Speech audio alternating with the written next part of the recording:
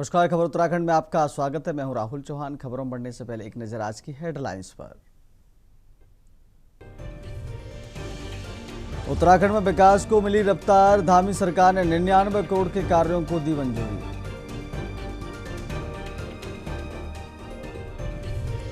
बद्रीनाथ चढ़ावा चोरी मामले में सीसीटीवी आया सामने, 3 बार गणना कक्ष में जाता दिखा आरोपी, नोट सिक्के लेकर निकला बाहर। देहरादून में बड़ा फर्जीवाड़ा, उत्तराखंड विधानसभा में नौकरी लगवाने का झांसा देकर ठगे 7.38 लाख रुपए। 30 जुलाई से शुरू होगी कांवड़ यात्रा, नीलकंठ मार्ग पर बढ़ेगी सुरक्षा व्यवस्था, सुरक्षा को लेकर प्रशासन अलर्ट। उत्तराखंड में व्हाट्सएप से भी मिलेगा रोडवेज बस के टिकट, प्रतिदिन लगभग 90,000 यात्री करते हैं सफर। उत्तराखंड डीएलएड प्रशिक्षित बेरोजगार संघ का प्रदर्शन, प्राथमिक शिक्षक भर्ती प्रक्रिया शुरू करने की मांग।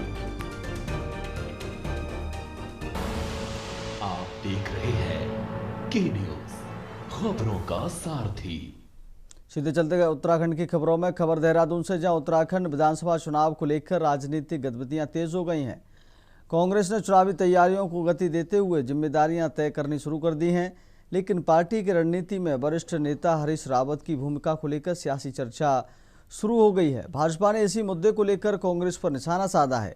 भाजपा प्रदेश प्रवक्ता कुंवर जपेंद्र सिंह ने कहा कि उत्तराखंड कांग्रेस में हरीश रावत का अपना एक बड़ा राजनीतिक प्रभाव रहा है, लेकिन वर्तमान चुनावी तैयारियों में उनकी सक्रियता कम दिखाई दे रही है। उन्होंने आरोप लगाया है कि कांग्रेस अपने वरिष्ठ नेताओं की अनदेखी करती रही है और हरीश रावत भी इसी परंपरा का शिकार हो रहे हैं। भाजपा प्रवक्ता ने कहा कि जब भी हरीश रावत जैसे वरिष्ठ नेता की उपेक्षा होती है तो कांग्रेस कार्यकर्ताओं की भावनाएं प्रभावित होती हैं। उन्होंने दावा किया कि कांग्रेस के भीतर आपसी तालमेल की कमी भाजपा के लिए पहले भी फायदेमंद रही है और आगामी चुनाव में भी इसका असर देखने को मिल सकता है। वहीं कांग्रेस की ओर से चुनावी तैयारियों को लेकर लगातार बैठकें और रणनीति बनाने का काम जारी है। प्रदेश की राजनीति में हरीश रावत की भूमिका को लेकर भाजपा के बयान के बाद सियासी बयानबाजी तेज हो गई है।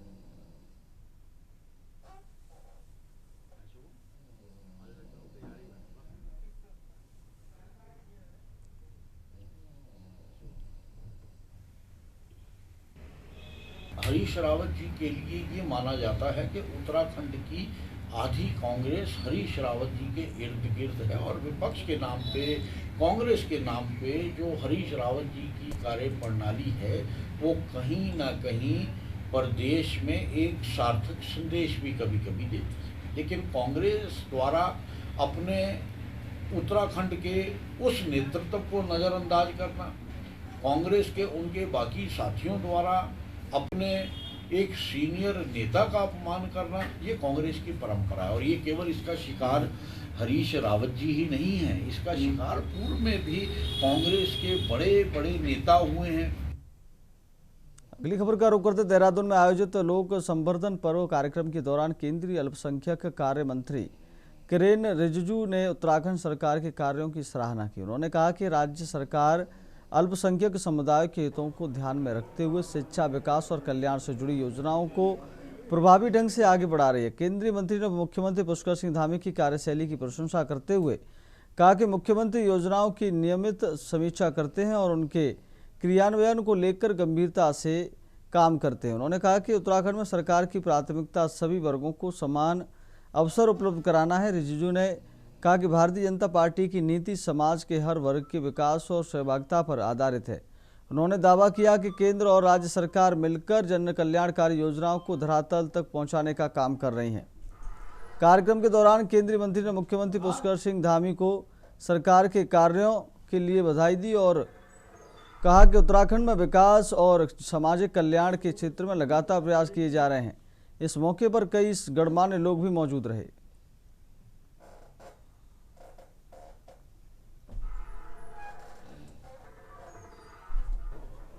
तो मैंने आज मुख्यमंत्री जी को बधाई भी दिया। उन्होंने जो माइनॉरिटीज़ के लिए जो अथॉरिटी बनाया, विशेष करके शिक्षा के लिए, और जितने माइनॉरिटीज़ है सबको बराबर शिक्षा मिलना चाहिए।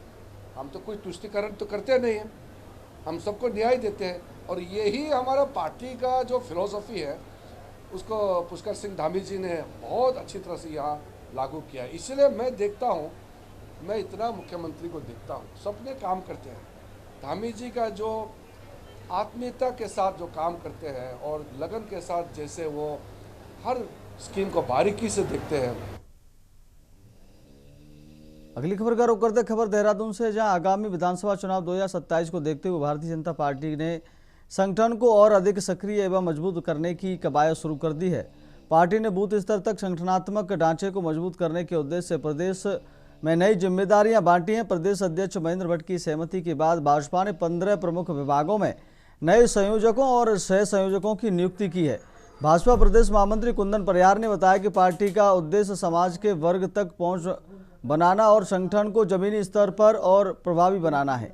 उन्होंने कहा कि वर्तमान समय में समाज के विभिन्न वर्ग भाजपा से जुड़े हुए हैं और इन विभागों के माध्यम से कार्यकर्ता समाज के बीच जाकर बेहतर समन्वय स्थापित करेंगे। पार्टी नेताओं के अनुसार इन विभागों के गठन से संगठनात्मक गतिविधियों को गति मिलेगी और कार्यकर्ता आगामी चुनाव की तैयारियों को और मजबूत करेंगे। भाजपा का फोकस बूथ स्तर पर कार्यकर्ताओं को सक्रिय करने, जनसंपर्क बढ़ाने और संगठन को चुनावी दृष्टि से तैयार करने पर है। नई नियुक्तियों के बाद पार्टी ने विधानसभा चुनाव 2027 के लिए अपनी तैयारियां तेज कर दी हैं।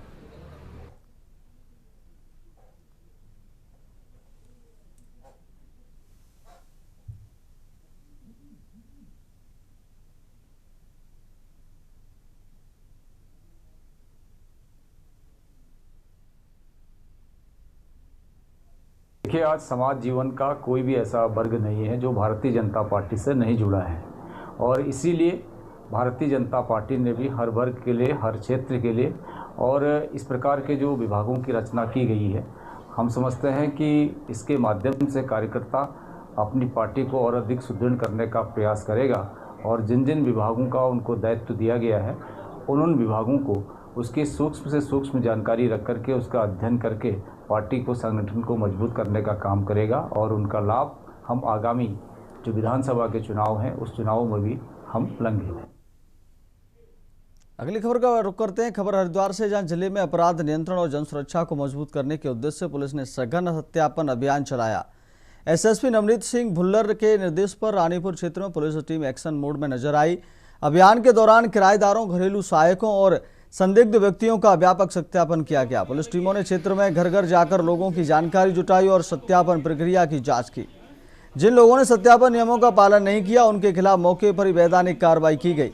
पुलिस ने मकान मालिकों को निर्देश दिए कि वह अपने किराएदारों और घरेलू कर्मचारियों को समय पर सत्यापन अवश्य कराएं, जिससे किसी भी आपराधिक गतिविधि पर प्रभावी रोक लगाई जा सके।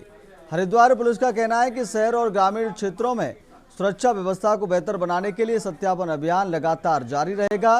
पुलिस अधिकारियों ने आम जनता से भी अपील की है कि वह पुलिस का सहयोग करें और किसी भी संदिग्ध व्यक्ति या गतिविधि की सूचना तत्काल पुलिस को दें। अभियान के जरिए पुलिस आपराधिक घटनाओं पर अंकुश लगाने और क्षेत्र में सुरक्षित माहौल बनाए रखने का प्रयास कर रही है।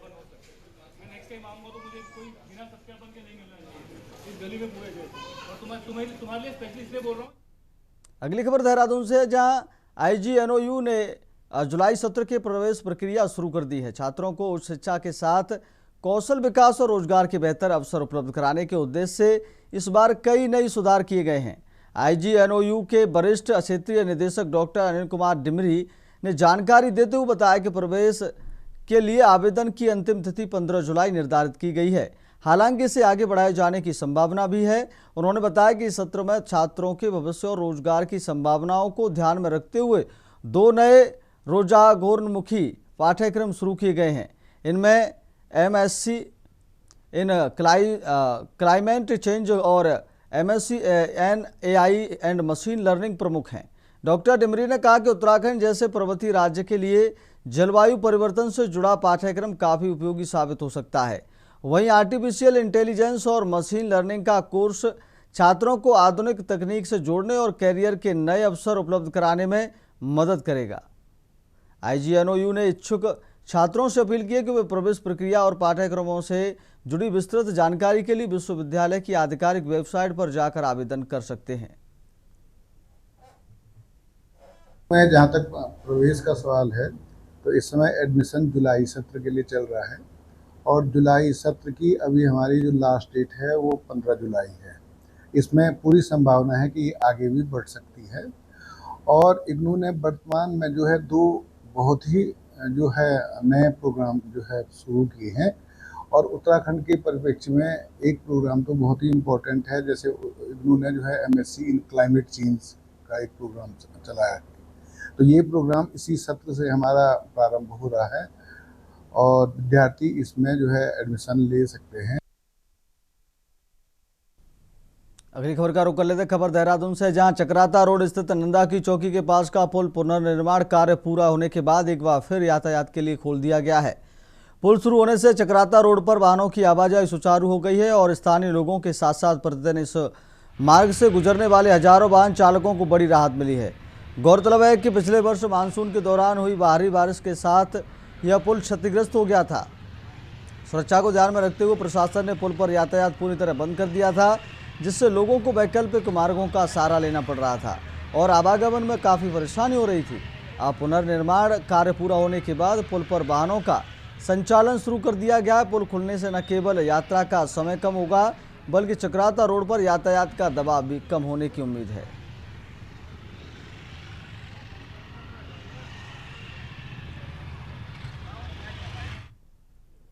अगली खबर का रुख करते खबर हल्द्वानी से, जहां लाल कुआं मार्ग स्थित 3 पानी फ्लाईओवर पर शनिवार रात करीब 10 बजे हुए भीषण सड़क हादसे में 3 युवकों की मौके पर ही मौत हो गई, जबकि एक युवक गंभीर रूप से घायल हो गया। हादसा स्कॉर्पियो और स्कूटी की आमने सामने की टक्कर में हुआ।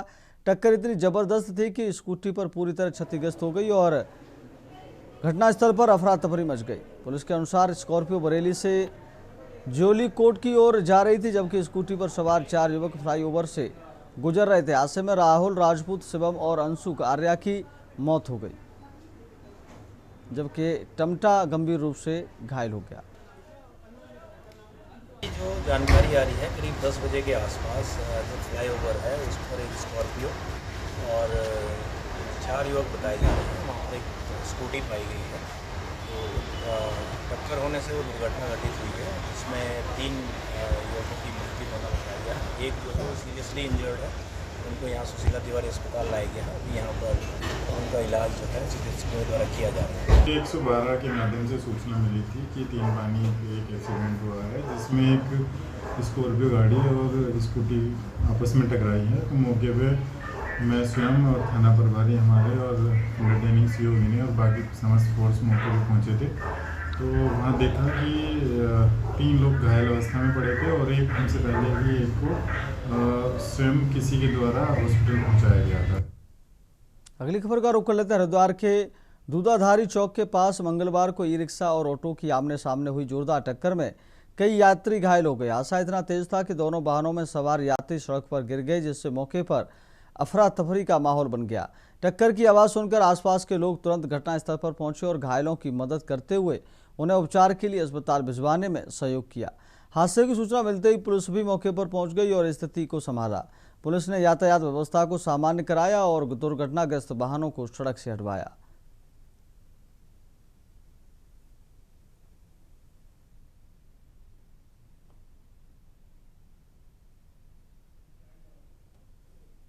अगली खबर का रुख करते ढोईवाला के भानियावाला ऋषिकेश मार्ग स्थित 7 मोड़ क्षेत्र में प्रस्तावित पेड़ों की कटाई के विरोध में रविवार को विभिन्न सामाजिक संगठनों ने बड़ा आंदोलन किया। प्रदर्शन में बड़ी संख्या में पर्यावरण प्रेमी स्थानीय लोग और सामाजिक संगठनों के प्रतिनिधि शामिल हुए। आंदोलनकारियों ने विकास कार्यों के साथ पर्यावरण संरक्षण को भी समान महत्व देने की मांग उठाई। प्रदर्शन में फरवादून कांग्रेस जिलाध्यक्ष मोहित उनियाल भी शामिल हुए। उन्होंने प्रदर्शनकारियों के साथ पेड़ों की कटाई का विरोध करते हुए कहा कि विकास परियोजनाओं के क्रियान्वयन के दौरान पर्यावरण संतुलन बनाए रखना आवश्यक है।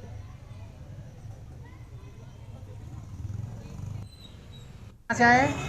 ऋषिकेश। अच्छा, क्यों आए यहाँ पे? क्या हो रहा है यहाँ पे?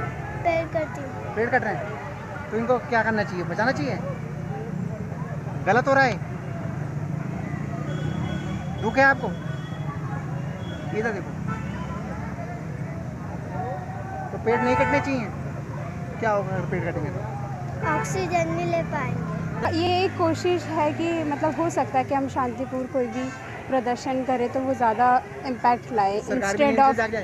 हाँ, होप तो करते हैं कि जल्दी जल्दी हो, क्योंकि हमें अच्छा नहीं लग रहा है कि इतने सारे पेड़ कट रहे हैं। मैं अभी जस्ट देहरादून से ही ऋषिकेश आई हूँ, ये 7 मोड़ पे, और जैसे ही मतलब जहाँ पे पेड़ वगैरह सब कट चुके हैं के सब सामने है। 150 साल पुराने ये वृक्ष आज नीचे पड़े हैं, कटे पड़े हैं। एक पूरा इकोसिस्टम पूरा बर्बाद कर दिया जा रहा है। सरकार की आखिरकार कैसी ये योजना है कि वो कहते हैं एयरपोर्ट से लेकर हम ऋषिकेश तक इनको काट के 10 मिनट का रास्ता कम कर देंगे। कल गाड़ियां जब यहाँ 150 की स्पीड से दौड़ेंगी तो जाम कहाँ लगेगा? आखिरकार जाम तो ऋषिकेश में ही लगेगा। मैं वैसे मेरा ससुराल उत्तरकाशी से है और मेरा मायका ऋषिकेश से है, और मैं आज अपनी बेटी को लेके यहाँ पे पहुँची हूँ क्योंकि मुझे ये सब देखकर बहुत दुख हो रहा है। मुझे रोना आता है इस चीज़ को देखकर कि जो हमें नहीं चाहिए वो हमें दिया जा रहा है, थोपा जा रहा है। सरकार का ये चीज़ कि 4 लेन चाहिए, कहाँ है यहाँ पे जाम, कहाँ होते हैं यहाँ पे एक्सीडेंट्स।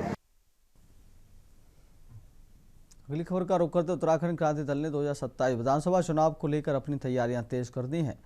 पार्टी के केंद्रीय अध्यक्ष ने दावा किया है कि इस बार यूकेडी ने चुनावी तैयारी 2 साल पहले ही शुरू कर दी थी और संगठन का हर स्तर पूरी तरह सक्रिय है।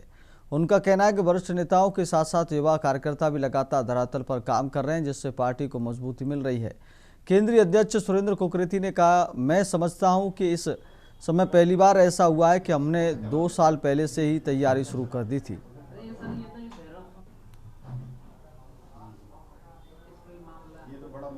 तैयारी चल रही है जो एक राजनीतिक पार्टी की होनी चाहिए, वो चल रही है। और मैं ये समझता हूं कि इस समय पहली बार ऐसा हुआ है कि हम 2 साल पहले से लग गए इस तैयारी चुनाव की। और हमारे जितने भी वरिष्ठ नेता हैं सब जो है अपने अपने क्षेत्रों में काम कर रहे हैं। और मैं नहीं समझता कि जिस तरह से इस समय तमाम जो हमारे वरिष्ठ नेता हैं, सेकंड लीडरशिप है, जिस तरह से वो काम कर रहे हैं, ये उत्साह है। लेकिन मैं एक निवेदन और कर रहा हूं आपके माध्यम से अपने जितने भी हमारे लीडरशिप है कि अति उत्साह में न रहे। अगली खबर का रुख करते नैनीताल जिले की जर्जर सड़कों, बिजली पानी की समस्या और मानसून में आपदा संभावित क्षेत्रों को लेकर समाजसेवी राहुल सिंह धर्मवाल प्रभारी मंत्री खजान दास से मुलाकात की। इस दौरान उन्होंने दूरस्थ क्षेत्रों की प्रमुख समस्याओं से प्रभारी मंत्री को अवगत कराया। प्रभारी मंत्री भरोसा दिलाया कि सरकार जनता की समस्याओं के समाधान के लिए गंभीर है। जल्दी इस प्रभारी मंत्री खजान दास जनपद का दौरा कर अधिकारियों के साथ समीक्षा बैठक करेंगे। ये मानसून सीजन आ गया है और बरसात लगातार आप देख ही रहे हैं, तो इस विषय में मैंने जो नैनीताल जनपद के प्रभारी मंत्री है खजान दास जी से मुलाकात करी और उनसे आग्रह किया, निवेदन किया, क्योंकि अभी वो मैंने उनसे बोला था कि जनपद भ्रमण में वो जब भी आएंगे तो उनके द्वारा जो विभागीय अधिकारी है उनको निर्देशित किया जाए और उनको तत्काल कहा जाए कि जो खराब सड़कें हैं, ग्रामीण सड़कें, चाहे वो रामनगर की बात करें, हल्द्वानी की बात करें या पहाड़ों की बात करें, ग्रामीण सड़कों की स्थिति बहुत ज़्यादा खराब है। लोग लगातार चोटिल हो रहे हैं, लगातार लोगों का जो हादसे का शिकार हो रहे हैं। तो उनसे मैंने कहा कि जो सड़कें हैं उनको तत्काल ठीक किया जाए।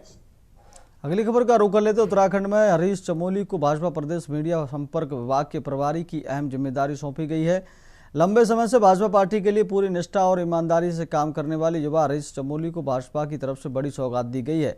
ऐसा माना जा रहा है कि आने वाले समय में मीडिया और संगठन के साथ तालमेल और बेहतर करने के लिए ये एक बड़ा सार्थक कदम है, जिसके चलते नवयुवा पत्रकारों में भी हरीश के नाम को लेकर खुशी का माहौल साफ तौर पर देखा जा रहा है।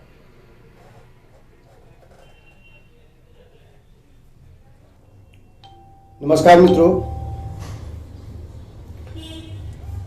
भारतीय जनता पार्टी के प्रदेश नेतृत्व ने मुझ पर विश्वास जताते हुए प्रदेश मीडिया संपर्क विभाग के प्रभारी की जिम्मेदारी सौंपी। इसके लिए मैं आदरणीय प्रदेश अध्यक्ष महेंद्र भट्ट जी का व प्रदेश के माननीय मुख्यमंत्री जी पुष्कर सिंह धामी जी का आभार व्यक्त करता हूं। अगली खबर का रुख करते कांग्रेस अध्यक्ष मल्लिकार्जुन खड़गे ने संगठन में बड़ा फेरबदल करते हुए उत्तराखंड के युवा नेता प्रकाश जोशी को पश्चिम बंगाल का नया प्रभारी नियुक्त किया है। NSUI यूथ कांग्रेस और AICC में विभिन्न अहम जिम्मेदारियां निभा चुके प्रकाश जोशी को संगठनात्मक अनुभव के आधार पर यह जिम्मेदारी सौंपी गई है। कांग्रेस का मानना है कि उनके नेतृत्व से पश्चिम बंगाल में संगठन को नई मजबूती मिलेगी। यह नियुक्ति पार्टी के व्यापक संगठनात्मक पुनर्गठन अभियान का हिस्सा मानी जा रही है। जहां तक कांग्रेस जीवित होने की बात है तो कांग्रेस वहां जीवित अवस्था में है। इसका पक्का सबूत इस बात से मिलता है कि अभी जो चुनाव हुए थे, विधानसभा चुनाव, उन चुनाव के अंदर देखिए पिछले 21 साल में कांग्रेस पार्टी सभी सीटों पर चुनाव नहीं लड़ी थी। अगली खबर का रुख कर लेते हरिद्वार पुलिस ने नकली नोटों के बड़े नेटवर्क का खुलासा करते हुए पंजाब से 2 आरोपियों को गिरफ्तार किया है। इससे पहले कोतवाली नगर पुलिस ने 4 आरोपियों को 84,500 रुपए की जाली भारतीय मुद्रा के साथ गिरफ्तार किया कर जेल भेजा था। न्यायालय से पुलिस कस्टडी रिमांड मिलने के बाद पूछताछ में मिले सुराग के आधार पर पुलिस टीम पंजाब पहुंची और गिरोह के 2 अन्य सदस्यों को दबोच लिया। आरोपियों के कब्जे से कुल 1,10,000 रुपए के नकली नोट छापने प्रयुक्त प्रिंटर और एक कार बरामद की गई है। पुलिस जांच में सामने आया कि आरोपी ढाबा और कपड़ों के कारोबार की आड़ में फर्जी करेंसी का नेटवर्क संचालित कर रहे थे। पूर्व में भी अवगत कराया गया था। 6 जुलाई की ये घटना थी और उस समय यात्रा अपने पीक पे थी। उसी दौरान कुछ यात्री जो कि पंजाब के गुरदासपुर से आए थे और उनके द्वारा यहाँ पे नकली नोट प्रचालन करने का प्रयास किया जा रहा था, जिस इन्फॉर्मेशन पे हमारी पुलिस टीम एक्टिव हुई थी। और इसमें जो 4 अभियुक्त थे, सुरजीत सिंह, टिंकू, सुमित और संजीव, जिनको गिरफ्तार करने में सफलता मिली थी और इनके पोजीशन से कुछ 84,500 की जो फेक करेंसी थी, नकली नोट था, वो बरामद हुआ था और इनको माननीय न्यायालय के समक्ष पेश करके आगे अभियुक्त जेल गए थे। अगली खबर का रुख करते मंगलौर पुलिस ने मालखानों में सालों से लंबित पड़े मुकदमों की कानूनी प्रक्रिया पूरी होने के बाद एक बड़ी कार्रवाई की है। पुलिस ने वर्ष 2007 से लेकर 2024 तक विभिन्न छापों और कार्रवाई के दौरान जब्त की गई अवैध शराब की पूरी तरह से नष्ट कर दिया है। यह कार्रवाई से अभियोजन अधिकारी और वरिष्ठ पुलिस अधिकारियों की मौजूदगी में अंजाम दी गई। पुलिस अधिकारियों के मुताबिक यह कदम न्यायालय के आदेश और पुलिस महानिदेशक के दिशा निर्देशों के तहत उठाया गया है। यहाँ पे कोतवाली मंगलौर डिस्ट्रिक्ट हरिद्वार में जो पुराने वाद हैं, जो एक्साइज के मामले हैं, तो उनमें हमारे द्वारा जितनी भी शराब पकड़ी गई है सन 2007 से लेकर 2024 तक के कुल 100 ऐसे मामले हैं जो कि जिनके वाद लंबित नहीं है और ना कोई अपील लंबित है। तो ये माल खाने से हमें निस्तारित करने थे क्योंकि हमारे पास यहाँ पे माल रखने की जगह कम है, जिसमें हमने कोर्ट की परमिशन ली है और आज हम वो माल सारा निस्तारित कर रहे हैं, जिसमें कि 100 ऐसे केसेस हैं जिनके माल रखे हैं और इनके साथ कुछ उपकरण भी है, उनका भी निस्तारण आज किया जाएगा। अगली खबर की ओर बढ़ लेते खबर हरिद्वार से, जहां नगर कोतवाली पुलिस ने भंडारे वाले बाबा के नाम से प्रसिद्ध रमाशंकर गुप्ता का सम्मानपूर्वक अंतिम संस्कार कराया। हरदोई निवासी रमाशंकर वर्षों से हर की पौड़ी क्षेत्र में श्रद्धालुओं के सहयोग से भंडारे आयोजित कराते आ रहे थे। आर्थिक कारणों से मृतक रमाशंकर के परिजन यहां नहीं पहुंच सके, इसलिए पुलिस ने खड़खड़ी शमशान घाट में हिंदू रीति रिवाज से विधि विधान से उनका अंतिम संस्कार कराया। पुलिस की इस पहल की लोगों ने सराहना की।